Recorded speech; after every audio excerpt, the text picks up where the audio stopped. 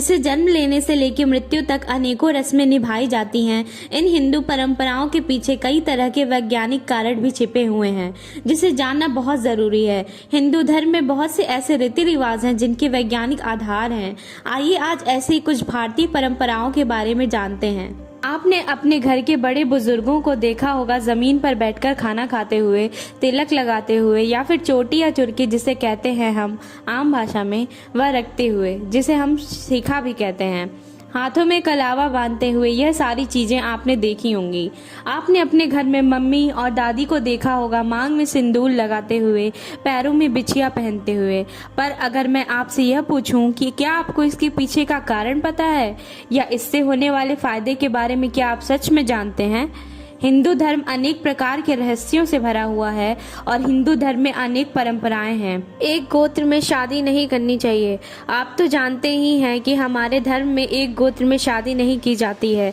इसका वैज्ञानिक तर्क भी है। एक अमेरिकी वैज्ञानिक ने कहा है कि जेनेटिक बीमारी न हो, इसका एक ही इलाज है, सेपरेशन ऑफ जीन्स, अर्थात अपने नज़दीकी रिश्तेदारी में नहीं करनी चाहिए, क्योंकि नज़दीकी रिश्तेदारों में जीन्स सेपरेट विभाजन नहीं हो पाते हैं और जीन्स से संबंधित बीमारियां, आनुवांशिक रोग जैसे कलर ब्लाइंडनेस, रंगों में पहचान करने में असमर्थता, हीमोफीलिया, चोट आदि लगने पर बाहर बहते हुए रक्त का प्रवाह न रुकना आदि हो सकते हैं। रक्त का थक्का बनना प्रोटीन की कमी के कारण होता है। ऐसे अन्य कई आनुवांशिक रोगों की 100% संभावना होती है। और अंत में उन्होंने ये भी कहा है कि हिंदू धर्म में आखिर हजारों साल पहले जीन्स और डीएनए के बारे में विस्तृत रूप में लिखा गया है। सोचिए कितना सुखद अनुभव रहा होगा ये सुनने के बाद।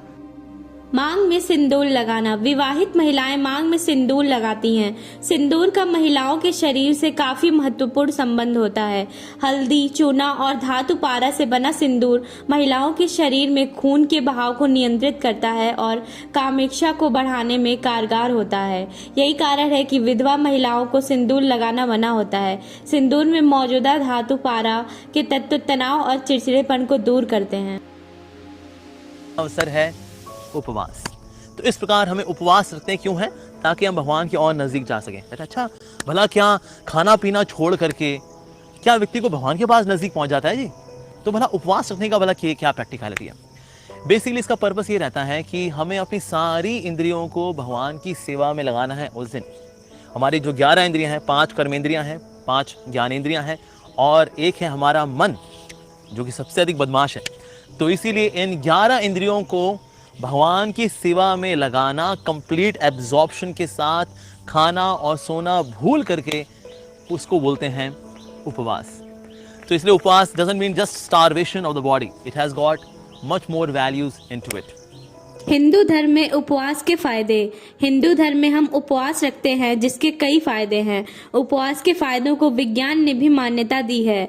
आयुर्वेद के अनुसार जिस प्रकार पृथ्वी के ज्यादातर हिस्से में पानी और कम हिस्से में ठोस जमीन है, उसी तरह मानव शरीर में 80% द्रव्य और 20% ठोस पदार्थ होता है। चंद्रमा का गुरुत्वाकर्षण बल शरीर द्रव्य पदार्थों को प्रभावित करता है। इससे शरीर में भावनात्मक असंतुलन पैदा होता है। इससे तनाव, चिड़चिड़ापन होने लगता है। विज्ञान मानती है कि उपवास इलाज के तौर पर काम करता है। इससे खतरनाक टॉक्सिन्स को दूर करने में मदद मिलती है। साथ ही मधुमेह, कैंसर और हृदय की बीमारियों से भी बचाव मिलता है। हाथ जोड़कर नमस्कार करना। हाथ जोड़कर नमस्कार करना हिंदू धर्म की प्राचीन परंपरा और सभ्यता है। दोनों हाथों को जोड़कर नमस्कार करने से आप सामने वाले को सम्मान भी देते हैं। साथ ही इस क्रिया के वैज्ञानिक महत्व के कारण आपको शारीरिक लाभ भी होता है। जब हम दोनों हाथों को आपस में जोड़ते हैं तो हमारी हथेलियां और उंगलियों के बीच उन बिंदुओं पर दबाव पड़ता है जो आंख, कान, नाक, दिल आदि अंगों से सीधा संबंध रखते हैं। इस तरह नमस्कार करने से हम सामने वाले के स्पर्श में भी नहीं आते, जिससे किसी प्रकार के संक्रमण का खतरा भी नहीं रहता। कान छिदवाने की परंपरा। हिंदू धर्म के बच्चों के कान छिदवाने की परंपरा काफी पुराने समय से रही है। वैज्ञानिकों ने इसका तर्क भी दिया है। दर्शन शास्त्री मानते हैं कि इससे सोचने की शक्ति बढ़ती है, जबकि डॉक्टरों का मानना है कि इससे स्वर अर्थात आवाज अच्छी होती है और कानों से होकर दिमाग तक जाने वाली नस में रक्त संचार नियंत्रित रहता है। इन्हीं कारणों के चलते भारत में कान छिदवाने की परंपरा रही है। सिर पर चोटी रखने के फायदे। हिंदू धर्म में सिर पर चोटी रखने रखने की परंपरा होती है। आयुर्वेद में बताया जाता है कि सिर के जिस भाग में चोटी शिखा को धारण किया जाता है वह भाग तंत्रिका तंत्र से सीधे संपर्क में होता है। चोटी इस तंत्र को सुरक्षा प्रदान करती है, इससे एकाग्रता में बढ़ोतरी होती है और शरीर में ऊर्जा का संचार होता है। पीपल पूजन का महत्व। हिंदू धर्म में पीपल के वृक्ष का विशेष महत्व होता है। पीपल आमतौर पर छाया देने के अलावा मानव जीवन में और भी बहुत सारी चीजों में काम आता है। पीपल की पूजा करने का सबसे बड़ा कारण है इसका संरक्षण करना। वैज्ञानिक दृष्टि से पीपल का पेड़ मानव जीवन के लिए इसलिए बेहद जरूरी है क्योंकि पीपल का पेड़ रात में भी ऑक्सीजन प्रदान करता है। चूड़ियां और कड़े पहनने के फायदे। आपने हिंदू धर्म में महिलाओं को चूड़ियां पहनते हुए देखा होगा। इसका एक दिलचस्प वैज्ञानिक कारण भी है। कहा जाता है कि कलाइयों में चूड़ियां पहनने से हाथों का ब्लड फ्लो ठीक होता है, साथ ही चूड़ियों की वजह से ऊर्जा भी नियंत्रित रहती है। जमीन पर बैठकर भोजन करना। भारतीय संस्कृति में धरती पर बैठकर भोजन करने की परंपरा है। इसका वैज्ञानिक कारण ये है कि जब हम धरती पर दोनों पैर मोड़कर बैठते हैं तो इस अवस्था को सुख आसन या अर्ध पद्मासन कहते हैं। इस प्रकार बैठने से दिमाग की उन धमनियों को सकारात्मक संदेश जाता है जो हमारे पाचन तंत्र से जुड़ी होती हैं। मंदिर में गर्भगृह का महत्व। मंदिर ऐसे स्थानों पर बने होते हैं जहां पर उत्तरी और दक्षिणीय ध्रुवों के चुंबकीय और विद्युतीय बलों के कारण सकारात्मक ऊर्जा भरपूर मात्रा में होती है। मंदिर में मुख्य मूर्ति ठीक बीच में स्थापित की जाती है। इस जगह को मूल स्थान या गर्भगृह भी कहते हैं। जहां मूर्ति की स्थापना होती है उस स्थान के नीचे वैदिक मंत्रों से लिखी तांबे की धातुएं रखी जाती हैं। तांबा धरती के चुंबकीय बल को अपनी ओर आकर्षित करता है, इसलिए जब कोई नियमित तौर पर मंदिर में जाकर परिक्रमा करता है तो तांबे के इसी चुंबकीय प्रभाव के कारण धीरे धीरे शरीर की नकारात्मक ऊर्जा का स्थान सकारात्मक ऊर्जा ले लेती है। मंदिर में घंटी बजाना। जब हम किसी भी मंदिर में पूजा करने जाते हैं तो वहाँ हमें जरूर घंटियाँ मिलती हैं जो कि मंदिर में टंगी होती हैं। मंदिर में घंटी होने का भी वैज्ञानिक कारण है। घंटे की आवाज़ कानों में पड़ते ही आध्यात्मिक अनुभूति होती है, इससे एकाग्रता में बढ़ोतरी होती है और मन शांत हो जाता है।